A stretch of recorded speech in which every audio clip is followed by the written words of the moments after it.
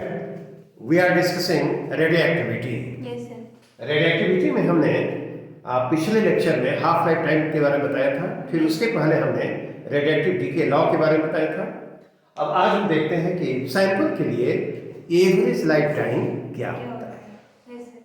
What is average life time for a radioactive sample. इसको हम लोग कहेंगे total life time for the sample divided by the total number of radioactive nuclei initially present in the sample. Yes sir.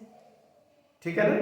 यदि हम लोग average life time को tau से denote करें, एक average life time denoted by tau, then tau is equal to integration 0 to t naught t dn divided by n naught. ये जो इसका न्यूमरेटर में जो लिखा हुआ है that gives the total life time. Yes sir.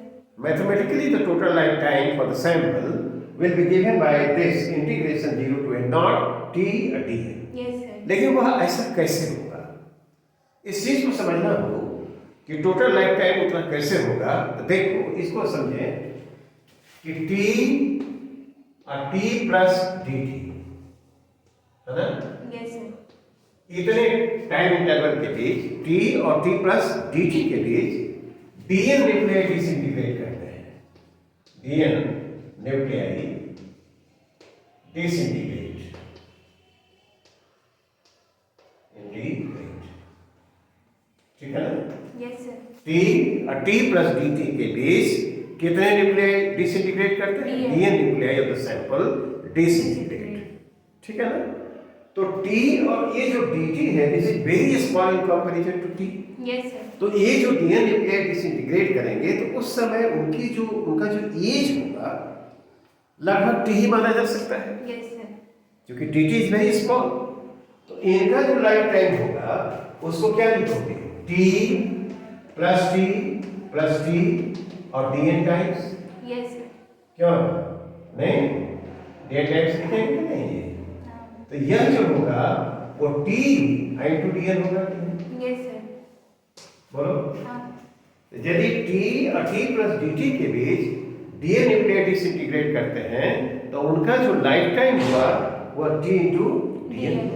Yes sir. यदि total sample के लिए लिखा जाए तो इसको इंटीग्रेट कर देंगे। Yes sir. और n का वेरिएशन 0 से लेकर के n नॉट तक। क्यों? तो इस तरह से हम इसको टोटल लाइफ टाइम को इस तरह से एक्सप्रेस कर सकते हैं। I think this is clear yes sir. कि टोटल लाइफ टाइम जो होगा वह इतना कैसे होगा। तो t और t प्लस dt के बीच the number of nuclei which disintegrate वो क्या है? dn है। तो एक का जो लाइफ टाइम हम कहेंगे तो करीब करीब t माना जा सकता है। Yes, क्योंकि sir. dt is very small in comparison to t। तो t plus t dn times होगा। यस तो सर। t इंटू dn होगा कि नहीं? हाँ। तो पूरे सैंपल के लिए लिखा जाएगा तो इसको इंटीग्रेट कर देंगे। Yes. Integration is perform from 0 to n naught। ये टोटल लाइफ टाइम हुआ। Yes sir. Is it alright? From the radioactive decay law, radioactive decay law हम लोगों ने क्या देखा है? n is equal to n naught e to the power minus lambda. क्या? Yes sir. ठीक, इसको डिफरेंशिएट करें तो dn लिखेंगे dn बाई dt। तो यह क्या होगा? n नॉट माइनस लैम्डा और e to the power minus lambda.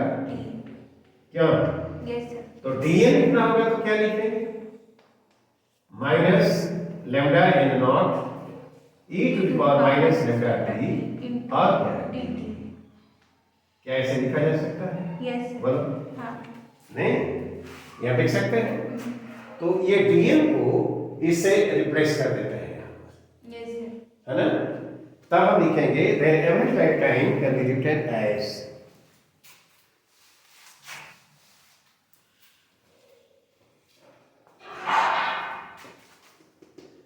tau is equal to integration ये देखो माइनस वहां लिख देंगे तो लैम्डा को बाहर कर दिया जाए, कांस्टेंट है।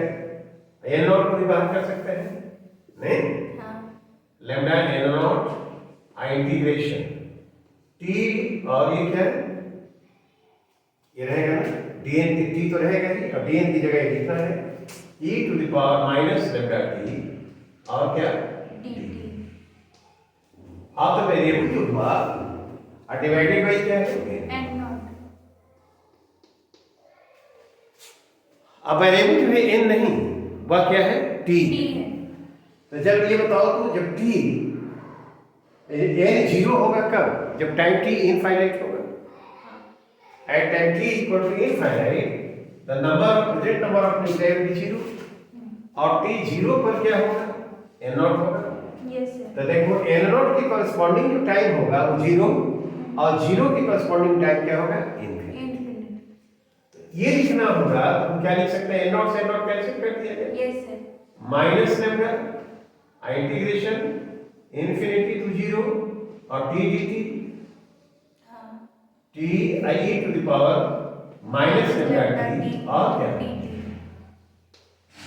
अब एक चेंज और कर सकते हैं, इंटीग्रेशन का जो लिमिट है उसको चेंज कर दिया जाए, तो ये माइनस है इसको प्लस कर दो तो लैम्डा हो जाएगा, ये इंटीग्रेशन लिखेंगे t i to the power minus lambda t और dt, है ना, यस सर। i क्या है, जीरो से इनफिनिटी।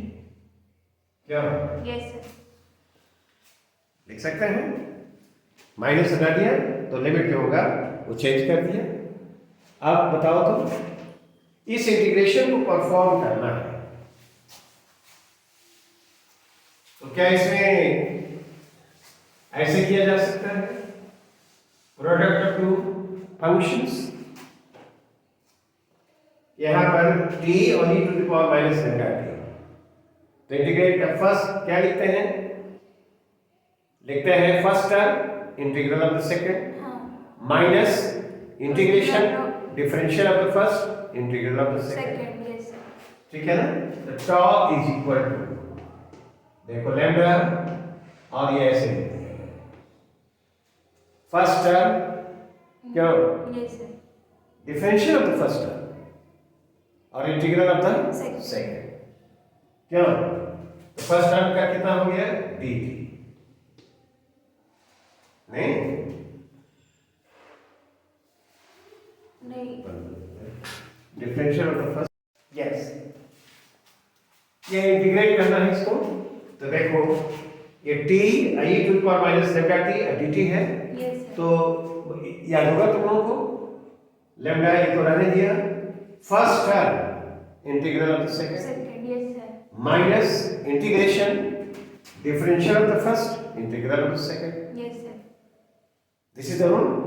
तो ऐसा करते हैं, लैम्डा लिखा और यहां पर ऐसे किया जाए minus t by lambda I to the power minus lambda t, ठीक है ना, यस सर। और इसको इंटीग्रेट किया जाए तो माइनस माइनस प्लस हो जाएगा ये, हाँ। और यहाँ पर इसको इंटीग्रेट करेंगे तो नीचे लैम्डा स्क्वायर हो जाएगा, तो माइनस आ जाएगा e टू द पावर, यहाँ पर आएगा माइनस आ जाएगा lambda T by lambda lambda square, square. और यहाँ पर जीरो से लेकर इनफिनिटी। ठीक, ये लैम्डा ही रहने देते हैं। Yes sir. आप देखो टी पहले क्या रखें, पहले क्या रखेंगे इनफिनिटी, नहीं तो इनफिनिटी रखेंगे तो यहाँ ए पे इनफिनिटी रखेंगे, यहाँ पे infinity to the power minus infinity तो जीरो हो जाएगा, यस सर। तो माइनस जीरो हो गया ये, ठीक है ना, यस सर। और फिर यहाँ पर रखेंगे इनफिनिटी, ये भी माइनस जीरो होगा, ठीक, Yes. माइनस इतना लिखना है तो ये प्लस हो जाएगा, और टी जीरो रखेंगे तो ये जीरो आ जाएगा, यस सर। अब प्लस यहाँ हो जाएगा, और ये यहाँ पर टी जीरो रखोगे तो पर पावर जीरो होगा, हाँ। तो वन हो जाएगा, और नीचे लैम्डा स्क्वायर है, लैम्डा स्क्वायर हो जाएगा, क्या है ये आना चाहिए, क्या ये वन बाई लैम्डा हुआ, यस सर। तो जो टाउ आया वह कितना आ गया, one by,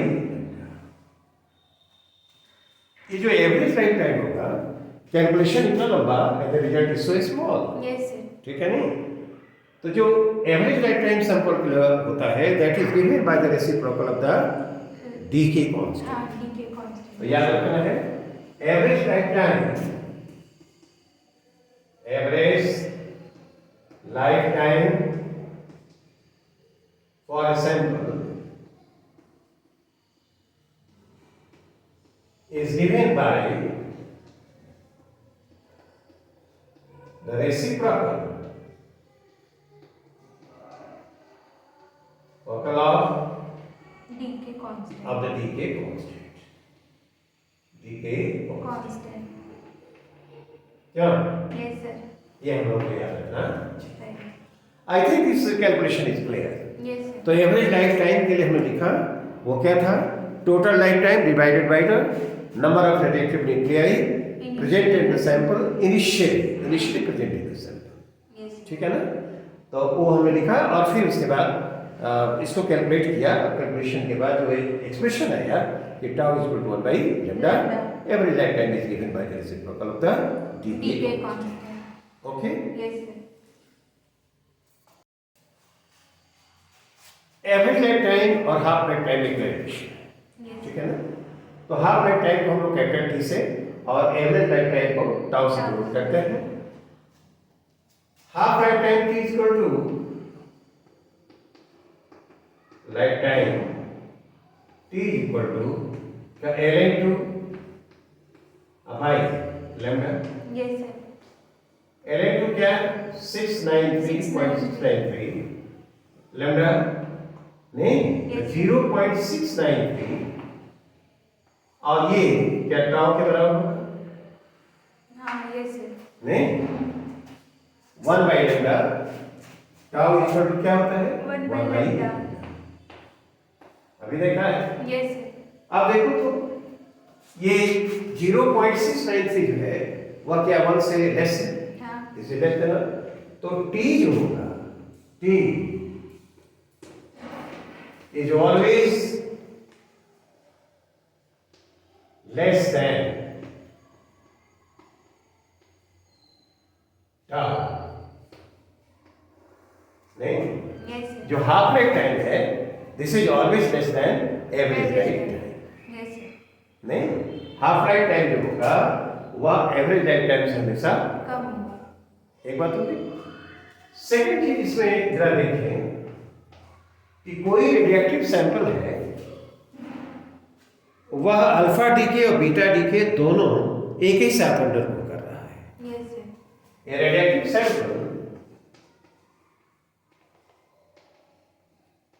active sample is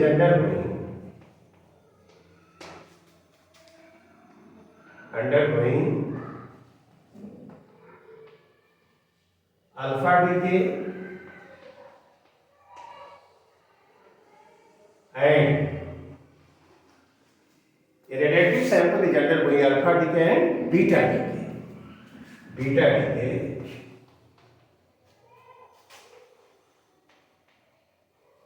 simultaneously.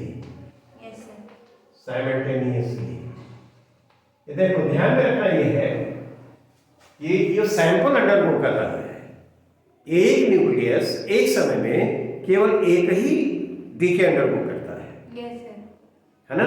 यानी उसमें से कुछ जो होंगे अल्फा डीके अंडरगो कर रहे हैं, कुछ Beta. बीटा डीके अंडरगो कर रहे हैं, ठीक है ना। Respective half lifes are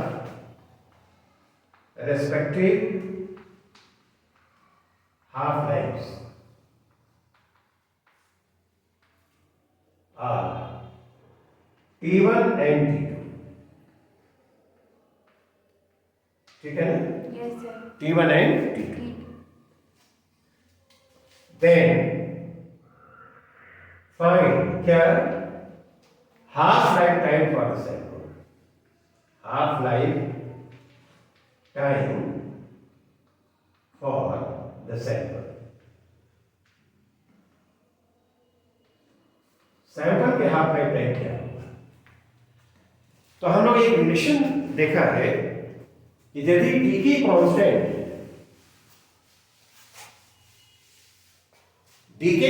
for the sample, decay constant for the sample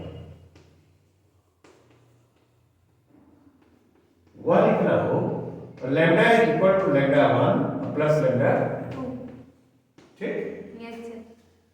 जहां लैम्डा 1 अल्फा डीके के लिए डीके कांस्टेंट है, लैम्डा 2 बीटा डीके के लिए। तो बताओ तो ये लैम्डा 1 कितना होगा, ln 2 by t1, Yes, sir. t equal to ln 2 by lambda 3। हम लोगों ने हाफ लाइफ टाइम में देखा है, Yes. ln 2 by t1, t1 is the half life time for alpha Alpha decay. DK. और इसी तरह से इसको लिखेंगे ln 2 By T2. t2 हो जाएगा, Yes, sir. ठीक है ना। If half life time for the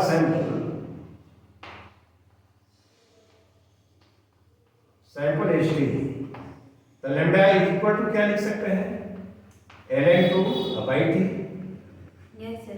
नहीं, देन हम क्या लिखेंगे, यहाँ पर लिखा जा सकता है ln 2 by t is equal to ln 2 t1 plus ln 2 By T2. By t. ln2 common. हाँ, तो ये तो कैंसिल हो गया। Yes. तो t जो आएगा वह t1 t2 by T1 plus T2. t1 plus t2। देखो ये रिलेशन हमको याद रखना चाहिए Yes, sir. कि यदि अल्फा और बीटा डीके अंडरगो कर रहा है और अल्फा डीके के लिए जो हाफ लाइफ टाइम t1 है और बीटा डीके के लिए t2 है, तो सैंपल के लिए जो हाफ लाइफ टाइम होगा वो t1 t2 by t1 plus. T2. Yes, sir. ठीक, अब सिमिलर जो रिलेशन है इसके लिए देखते हैं हम लोग। एक रेडिएटिव सैंपल है, वो alpha decay beta decay undergo कर रहा है और एवरेज लाइफ टाइम tau 1 और tau 2 है। Yes, sir. तो थर्ड पॉइंट जो हमारे पास हुआ, a radiative sample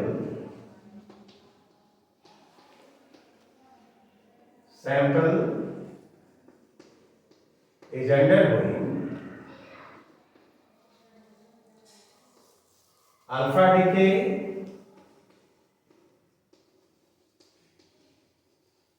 and beta decay simultaneously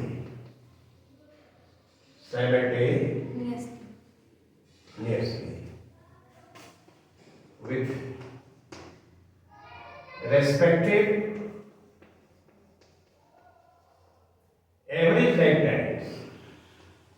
average life times tau 1 and tau 2। Tau 2. ठीक है ना। Yes, sir. तो find average life time for the cell, find the average lifetime for the sample।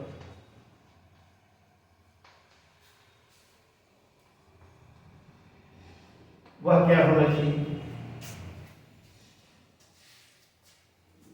तो क्या हम लोगों ने ये देखा है एवरेज लाइफ टाइम tau 1 क्या होगा, 1 बाई लैम्डा 1 और tau 2 क्या होगा, 1 by lambda 2. 1 by lambda 2। क्यों, और tau सैंपल के लिए होगा 1 by lambda Yes, sir. For the sample.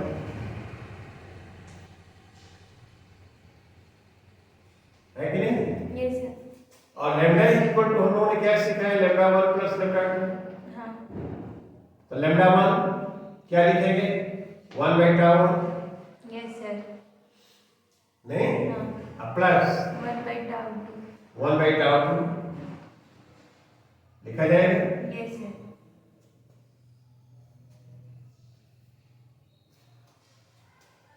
ये बताओ, यह tau 1 plus tau 2 by Tau. tau 1 और tau 2, तो यह 1 बाई tau हो जाएगा। Yes, sir.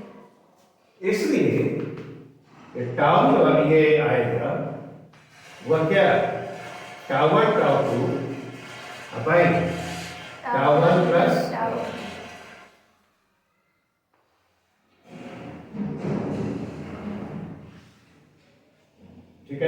Yes, sir. ये एवरेज लाइफ टाइम होगा। और यदि मान लो कि हाफ लाइफ टाइम हमको जानना है, तो यदि टाउ 1 टाउ 2 दिया हुआ है, एवरेज लाइफ टाइम दिया हुआ है, तो सैंपल का जो हाफ लाइफ टाइम होगा वो भी जान सकते हैं। Half life time of the sample, half life time of the sample, और टी लिखना हो तो 0.693 आई टाउ होना चाहिए, हाँ। Yes, sir. नहीं? तो ये क्या हो जाएगा?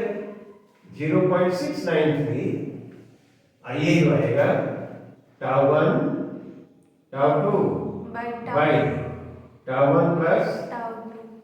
टाउ 2। क्या ऐसा होगा? Yes, sir. नहीं। अब जो ये रिलेशंस आए हैं, देखो ये प्रॉब्लम में इसको कैसे हम यूज करते हैं।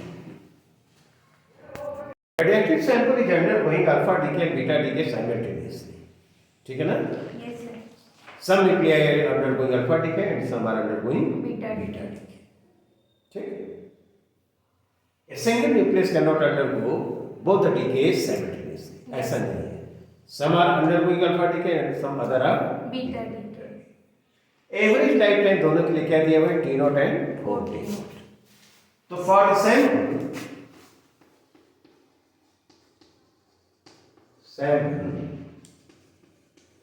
Average life time, average life time लिखा है और टाउ लिखे हम लोग, तो क्या होना चाहिए? ये टाउ 1 और tau 2 by tau 1 plus tau 2।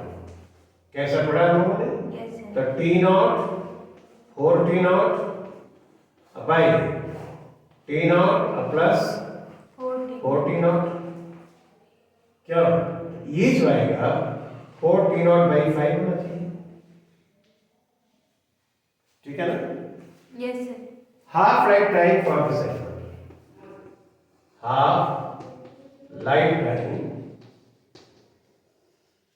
For the sample. ये सैंपल के लिए हाफ लाइफ टाइम लिखा जाए, ठीक है ना? उसको T लिखते हैं, तो 1.693 I average life time. Yes, sir. Sample के लिए एवरेज लाइफ टाइम टाउ है, क्या ये रिलेशन हम लोग देखा है? तो यह जो आएगा वो कितना आएगा? 0.693 आइए क्या 4T not 4T naught by by 5. 5। ये हाफ लाइफ टाइम सैंपल के लिए होगा, ठीक है ना? Yes, sir.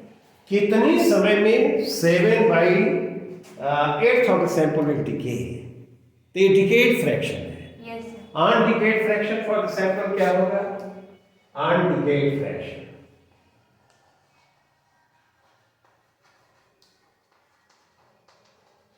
n by n naught, तो यह क्या होगा? 1 minus decayed fraction 7/8, Yes, sir. तो यह हो गया 1/8। क्यों? इसको क्या लिखेंगे? 1/2 और पर इन पावर क्या होगा? 3, 3. ठीक है ना? और हम लोग ने पढ़ा है कि यह 1/2 रेज़ पावर n होता है। Yes, sir. n by n naught is equal to 1/2 raised to power n। अब n क्या है? n is equal to t by t। t time है ना? और ये कैपिटल t क्या है? हाफ लाइफ टाइम है। तो जो टाइम t होगा यहाँ पर, तो देखो तो ये n जो आया वो कितने बराबर आ जाएगा? ये 3 आया। 3. n is equal to 3। 3. n is equal to t by t, तो जो टाइम t आएगा वह 3 टाइम्स t होना चाहिए। Yes, sir. 3 टाइम्स, और t हमारे पास कितना है? देखो ये है, हाँ. नहीं तो यह लिखेंगे 0.693 is the space visible? Yes, sir. 4T naught by 5। इसको मल्टीप्लाई किया जाए हाँ. और कैलकुलेशन के बाद जो आना चाहिए कितना है 1.66 6 क्या yes sir टी नॉट को मालूम है नहीं yes sir तो 1.66 टी नॉट टाइम में ये सैंपल का सेल बाय रेट क्या होगा वो डिके कर जाएगा ठीक है ना yes sir cell t naught is known उसका न्यूमेरिकल वैल्यू कुछ दिया रहेगा आया रहेगा तो this should be the answer हम लोगों ने इसमें average life time half life time और फिर उससे ये जो हाफ लाइफ टाइम है उसके लिए ये सब फार्मूले जो हमारे पास थे उसका हम लोगों ने यूज किया yeah yes sir Now let us consider another problem. Let us consider this problem. A radioactive material or the sample is created at a constant rate क्या है R. decay constant for the sample is lambda और कहता है कि जो radioactive nuclei होंगे कब at the time equal to 2 times the average lifetime of the sample. वह क्या होना चाहिए चाहिए yes sir ठीक your answer will be in terms of lambda and R yes sir जो कि this two quantities are known ठीक तो देखो इसको करना है तो यहाँ रेट ऑफ क्रिएशन ऐसे है किसी समय t पर प्रोजेक्ट नंबर यदि n हो तो rate of disintegration lambda n होगा yes sir तो ये लैम्डा n ये ऐसे हो गया ठीक है ना और माइनस कर दो इतने nuclei per unit time created हो रहे हैं और इतने nuclei per unit time disintegrated हो रहे हैं दोनों का जो डिफरेंस होगा वो dN/dt यह रेट ऑफ एक्युमुलेशन है yes sir तो मैंने बताया है पिछले क्लास में भी यह रेट ऑफ क्रिएशन है रेट ऑफ क्या है क्रिएशन creation इस रेट से न्यूक्लियाई क्रिएटेड हो रहे हैं और ये जो दिया हुआ है आएगा रेट ऑफ डिसइंटीग्रेशन disintegration नहीं रेट ऑफ डिसइंटीग्रेशन और ये जो तुम्हारे पास आएगा ये क्या है rate of accumulation yes sir per unit time जो न्यूक्लियाई उसमें जमा होंगे एक्युमुलेट होंगे क्या उनका नंबर ही हो जाएगा ये rate of accumulation rate of accumulation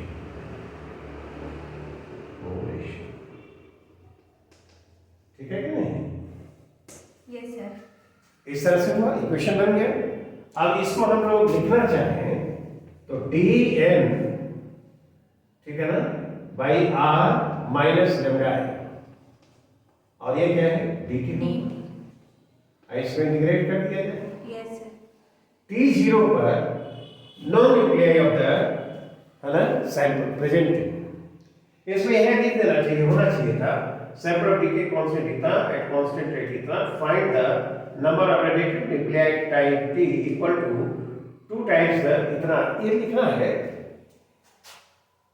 no radiative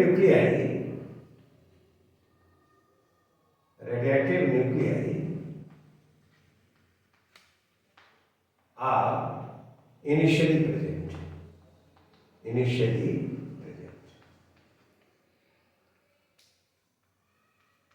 no ये कंफ्यूजन नहीं होना चाहिए एन नॉट नहीं लिखा है yes sir नो है ना नो माने नहीं ठीक है ना कंफ्यूजन नहीं होगा तो जब t 0 है तो रेडिएटिव न्यूक्लियाई का नंबर 0 है और टाइम t जब t है तो उसका नंबर क्या है n तो पहले हम लोग इससे इसको पूरा करेंगे तो will get a relation which will tell about the number of nuclei as a function of time t तो ये हम लोग इसको पूरा करें तो यह ln आएगा r माइनस लैम्डा n क्या हाँ बाई माइनस लैम्डा और कहां से कहां तक 0 से n तक करेंगे आइए t हो जाएगा yes sir तो हम इसको लिख सकते हैं ln ऐसे नहीं ये r माइनस लैम्डा है बाई r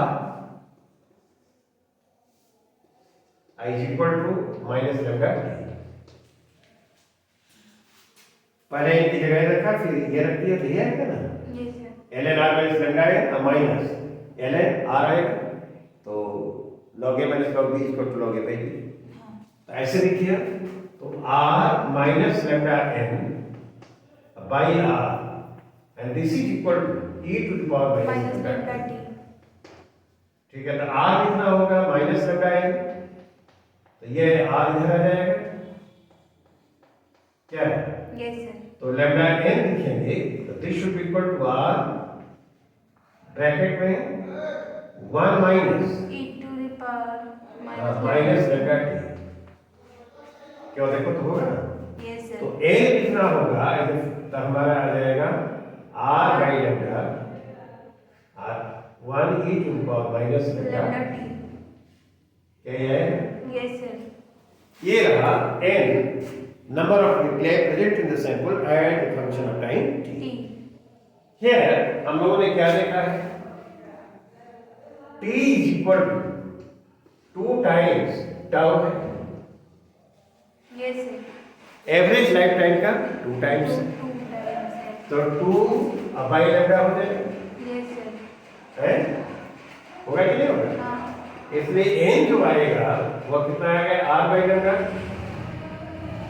1 माइनस ये t की जगह 2 बाई लैम्डा कर देंगे, Yes, sir. तो e टू द पावर क्या आ जाएगा, माइनस 2 आ minus 2 जाएगा, आ जाएगा. यदि t की जगह हम लोग 2 बाई लैम्डा रखेंगे तो ये आएगा, तो यह जो आएगा r बाई लैम्डा नहीं, अब ब्रैकेट में 1 minus 1 by 1 by e e square. क्या ये होना चाहिए, Yes, sir. जब टाइम एवरेज लाइफ टाइम के 2 टाइम्स के बराबर हो तो उसमें प्रोजेक्ट नंबर ऑफ न्यूक्लियाई जो होगा वो r by lambda 1 minus 1 by e E square, e का वैल्यू हमको मालूम है, ठीक है ना, और r बाई लैम्डा दोनों तो r दिया ही हुआ, लैम्डा भी दिया है, Yes, तो sir. क्या हम लोग जान सकते हैं कि उसमें रिलेटिव न्यूक्लियाई का नंबर क्या होगा, Hmm. जब ये चीजें मालूम हो। I think this explanation period that's all for today, thank you. Thank you, sir.